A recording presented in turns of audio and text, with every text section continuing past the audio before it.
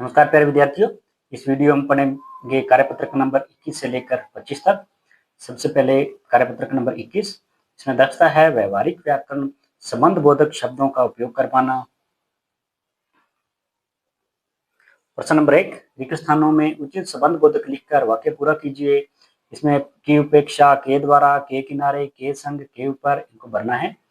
कह है छत के ऊपर मुर्गा बैठा है, नदी के किनारे साधु की कुटिया है, मोहिनी अपने भाई के संग स्कूल जाती है, मुझे सेब की अपेक्षा आम अधिक पसंद है।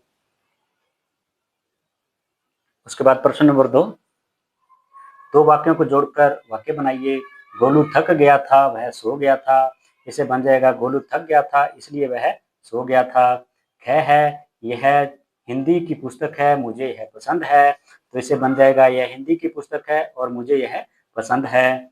ग है वह बहुत तेज चली, वह घर जल्दी पहुंची, तो इसे वाक्य बन जाएगा वह बहुत तेज चली इसलिए वह घर जल्दी पहुंची। घ है आज बहुत बारिश हो रही है, ओले भी गिर रहे हैं, तो इसे वाक्य बन जाएगा आज बहुत बारिश हो रही है और ओले भी गिर रहे हैं। उसके बाद प्रश्न नंबर 3, दिए गए खाली स्थानों में उचित अव्यय शब्द लिखकर वाक्य पूरा कीजिए। श्रुति और नेहा पढ़ रही थी, परिश्रम से पढ़ाई करो ताकि परीक्षा में सफल हो सको। गह है राम तो आया लेकिन श्याम नहीं आया। गह है जब सर्दी पड़ती है तब गर्म कपड़े पहनते हैं। उसके बाद प्रश्न नंबर 4, वाक्यों में दिए गए संबंध बोधक शब्द छांट कर लिखिए। जैसे प्यास के मारे बुरा हाल है, तो इसमें संबंध बोधक है के मारे, इसमें आ जाएगा के मारे। कह है मेरा घर मंदिर के पास है, तो इसमें संबंध बोधक आ जाएगा के पास। मैं गोपाल के बिना नहीं जाऊंगा, तो इसमें संबंध बोधक शब्द आ जाएगा के बिना।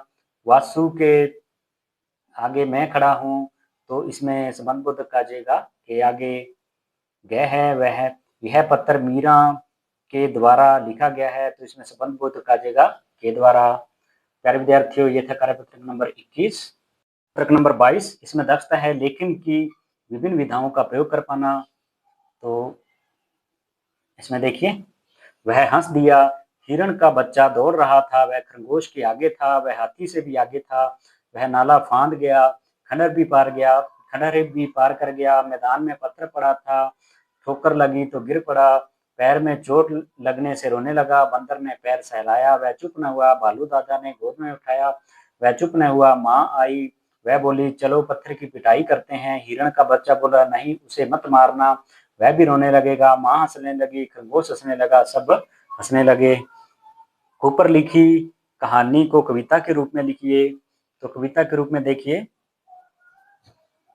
दौड़ रहा था हिरण का बच्चा, अच्छा अच्छा मन का सच्चा, भाग रहा था खरगोश से आगे और वह था हाथी से आगे, नाला पार कर गया खंडहर पार, पत्थर पड़ा था लगी ठोकर, लगी चोट तो रोने लगा,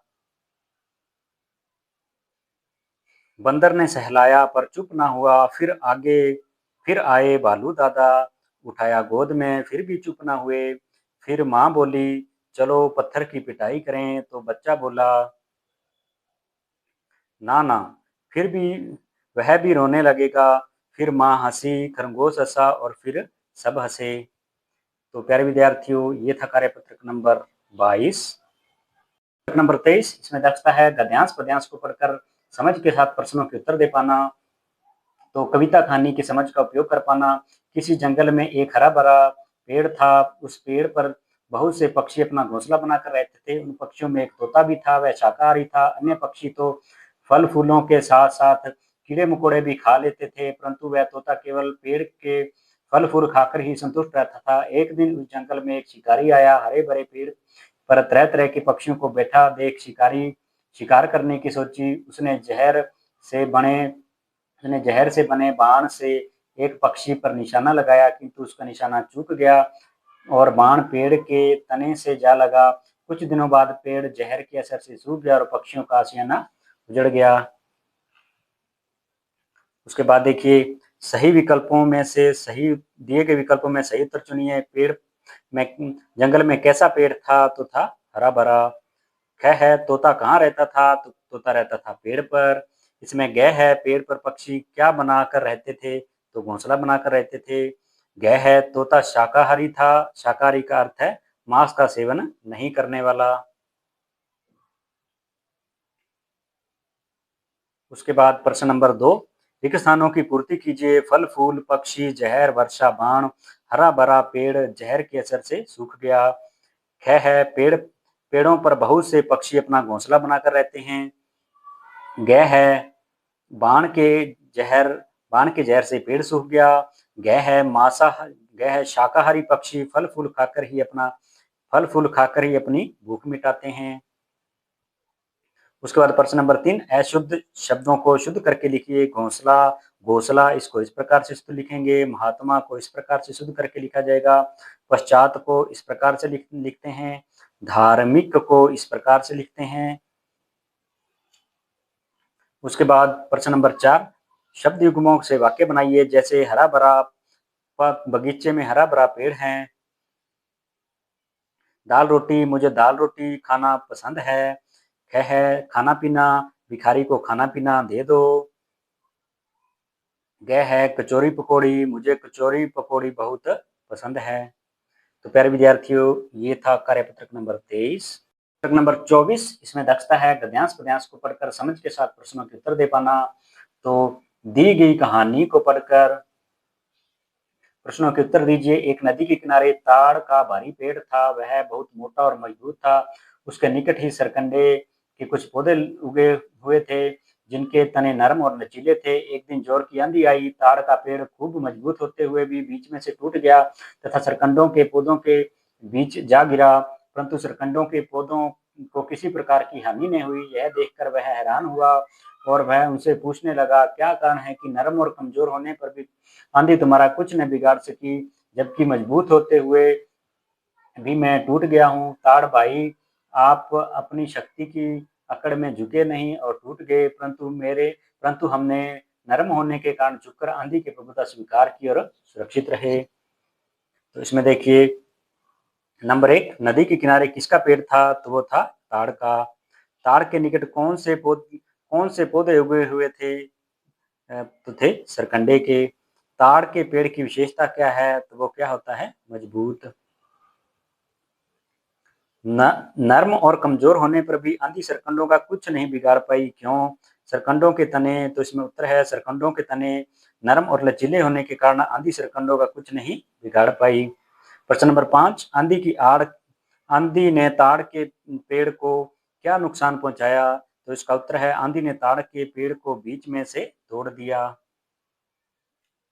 उसके बाद प्रश्न नंबर 6, सरकंडे के पौधों की विशेषता बताइए। तो इसका उत्तर है इसका तना नरम और लचीला होता है। तो प्यारे विद्यार्थियों, ये था कार्यपत्रक नंबर 24। कार्यपत्रक नंबर 25, इसमें दक्षता है सृजनात्मकता, अनौपचारिक पत्र लेखन। आप अपने आप को कक्षा 7 की छात्रा मानते हुए विद्यालय में छात्राओं के शौचालय की सफाई करवाने हेतु विद्यालय के प्रधानाध्यापक प्रधानाचार्य महोदय को प्रार्थना पत्र लिखिए। तो इसमें लिखेंगे, सेवा में श्रीमान प्रधानाध्यापक महोदय, राजकीय उच्च प्राथमिक विद्यालय सिरोही राजस्थान। विषय है छात्राओं के शौचालय की सफाई करवाने बाबत। तो महोदय,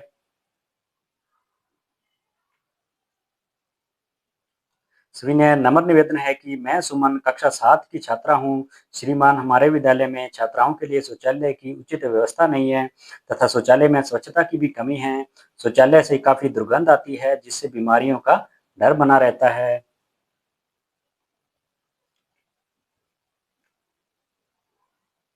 अतः आपसे निवेदन है कि शौचालय की साफ सफाई उचित समय पर करवाने का कष्ट करें। तो इसमें दिन बहुदीय सुमन और दिनांक लिख देंगे 15/7/2025। तो प्यारे विद्यार्थियों, ये था कार्यपत्रक नंबर 25। तो विद्यार्थियों, हमने इस वीडियो में कार्यपत्रक नंबर 21 से लेकर 25 तक पढ़ा। यदि आपको मेरी मेहनत और ये वीडियो अच्छा लगा हो तो प्लीज वीडियो को लाइक करें और चैनल को सब्सक्राइब करें और अपने दोस्तों के साथ ज़्यादा से ज़्यादा शेयर करें। धन्यवाद।